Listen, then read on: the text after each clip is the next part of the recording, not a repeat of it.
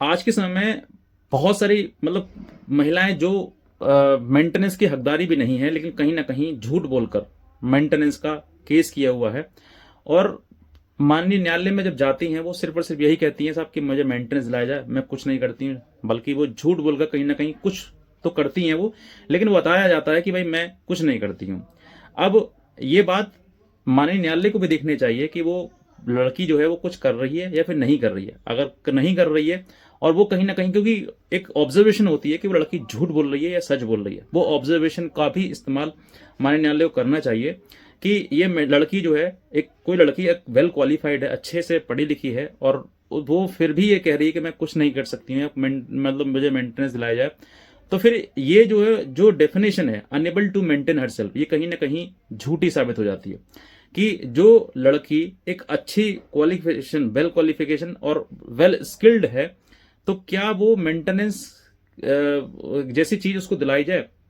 Maintenance कुछ ऐसा नहीं है कि भाई हर व्यक्ति जाए और मेंटेनेंस की मांग करे।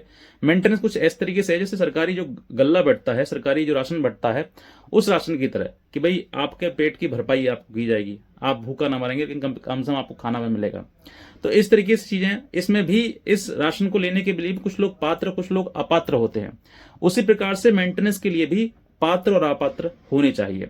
जो अनेबल टू मेंटेन वाली चीज है, इस अनेबल को थोड़ा सा ऑनेबल कोड जो है एक्सप्लेन किया जाए कि कौन कौन अनेबल है, कौन महिला, जो क्या वो जो लड़की अच्छी पढ़ी लिखी है, वेल क्वालिफाइड है, वेल स्किल्ड है, तो क्या वो मेंटेनेंस की हकदारी होगी। या फिर जो लड़की कहीं जॉब कर रही है और वो छिपा रही है कोर्ट से, तो क्या वो मेंटेनेंस की हकदारी रहेगी। पति चिल्ला रहा है कि साहब ये इस जहां पर नौकरी करती है वहां पर नौकरी करती है, लेकिन फिर भी जो है कहीं ना कहीं ये बात पता होने के बावजूद भी कि हाँ वो नौकरी करती है, फिर भी मेंटेनेंस को दिया जा रहा है। तो क्या ये चीजें होनी चाहिए। ये इस तरीके से कहीं ना कहीं एक व्यक्ति जो न्यायालय में जा रहा है, न्यायालय में माननीय न्यायालय के समक्ष जाकर मेंटेनेंस का मुकदमा दायर किया जा रहा है कि भाई मुझे मेंटेनेंस दिलाया जाए, तो दूसरे पक्ष का भी पक्ष देखा जाए कि वो व्यक्ति जो है वो मेंटेनेंस जो व्यक्ति लेने के लिए आया है और जो व्यक्ति देने के लिए है, तो क्या झूठ बोलकर मेंटेनेंस लेना सही बात है, अच्छी बात है ये। क्या उस व्यक्ति के साथ में न्याय होगा जो व्यक्ति बेचारा पीड़ित है, परेशान है, कि कहीं ना कहीं ये सोच रहा है कि भाई मेंटेनेंस बांध दिया गया है। क्योंकि अब जो है मेंटेनेंस कहीं डेट ऑफ ऑर्डर से और डेट ऑफ एप्लीकेशन से, दोनों से बांधा जाता है, कुछ डेट ऑफ ऑर्डर से, कुछ डेट ऑफ एप्लीकेशन से। तो अब जो है ये सब चीजें, कौन अपात्र है, कौन मतलब पात्र है इस मेंटेनेंस के लिए, कुछ क्राइटेरिया, कुछ मतलब उसके लिए जो पैरामीटर्स हैं वो डिफाइन करे जाएं कि भाई ये लड़की अनेबल है, ये मेंटेन कर सकती है, मेंटेन नहीं कर सकती है। तो कुछ पैरामीटर्स मैंने भी इन पर वर्कआउट किया, मैंने भी कुछ चीज़ों को देखा, मैं वो भी मैं इस वीडियो के माध्यम से बताना चाहूँगा। हो सकता है कि वीडियो आगे तक पहुंच जाए और किसी प्रकार से कानून में बदलाव आ जाए, और ये जो अनेबल टू मेंटेन हरसेल्फ जो स्टेटमेंट है, जो डेफिनेशन है, इसमें कुछ बदलाव आ जाए।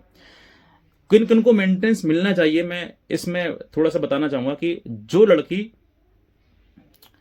वाकई अनपढ़ है, इलिटरेट है, वो मेंटेनेंस की हकदारी है। क्योंकि कहीं ना कहीं ये देखा जाता है कि भाई पढ़ी लिखी लड़की कुछ कर सकती है, लेकिन अनपढ़ लड़की कुछ नहीं कर सकती है। तो इस तरीके से उस लड़की को मेंटेनेंस दिलाया जाए जो लड़की बिल्कुल मतलब इलिटरेट है, अनपढ़ है और कुछ नहीं कर सकती है। दूसरा, वो लड़की जो लड़की फिजिकली हैंडीकैप्ड है, यानी कि शारीरिक रूप से कोई काम नहीं कर सकती है, वो मेंटेनेंस की हकदारी है। ऐसी लड़की को मेंटेनेंस मिलना चाहिए, ऐसी पत्नी को।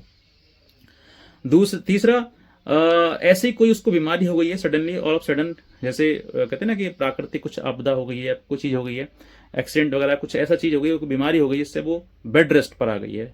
मतलब कि वो लड़की जो है उठ नहीं सकती, चल नहीं फिर सकती है, या कोई उसको बीमारी हो गई है, गंभीर बीमारी हो गई है, जिस वजह से वो काम करने में असक्षम है। तो ऐसी लड़की, महिला जो पत्नी जो है, वो मेंटेनेंस की हकदारी है, ऐसी को मेंटेनेंस मिलना चाहिए।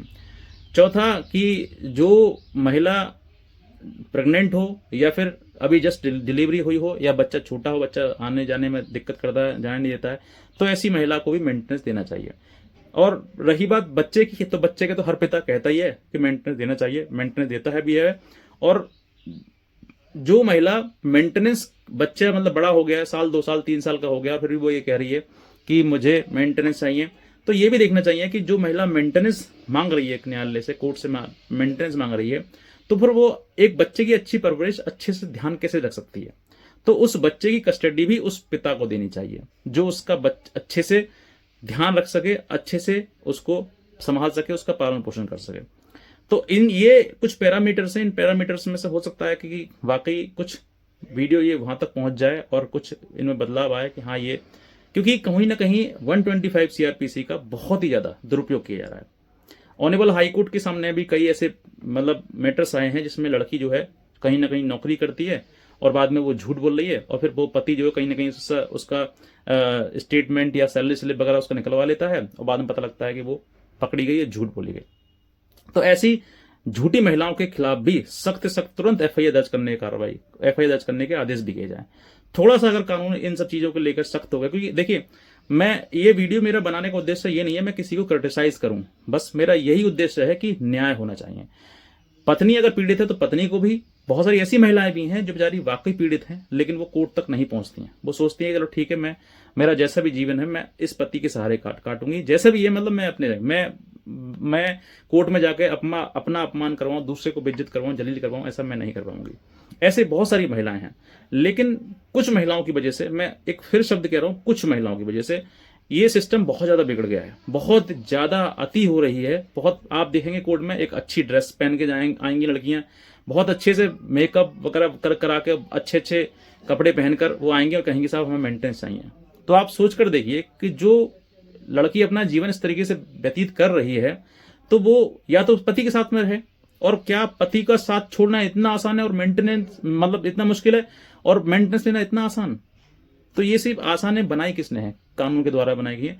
तो मेरा ये निवेदन है इस वीडियो के माध्यम से भी कि कानून में 125 सीआरपीसी में इतना बदलाव जरूर होना चाहिए कि कौन पात्र है और कौन अपात्र है। ये शब्द मतलब जो अनेबल टू मेंटेन हरसेल्फ कही गई है, उस मेंटेनेंस के लिए उस अनेबिलिटी को जो है वो डिफाइन करना चाहिए, डिस्क्राइब करना चाहिए कि कौन कौन महिलाएं, कौन कौन लड़कियां जो है वो मेंटेनेंस पाने की हकदारी होंगी।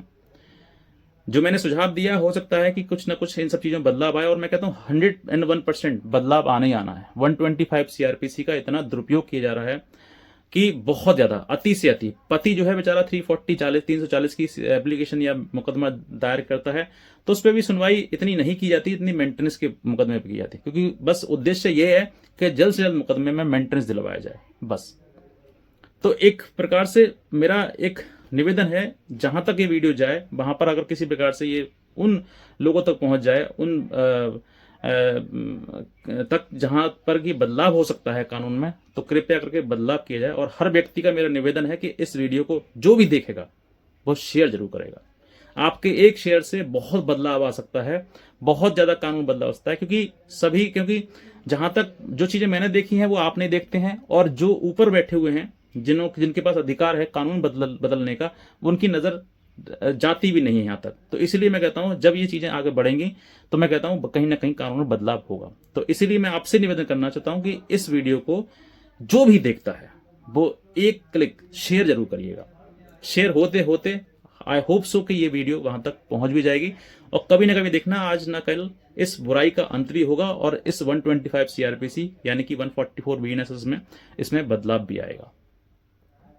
इतना ही कहना चाहूंगा। आज का वीडियो देखने के बाद धन्यवाद।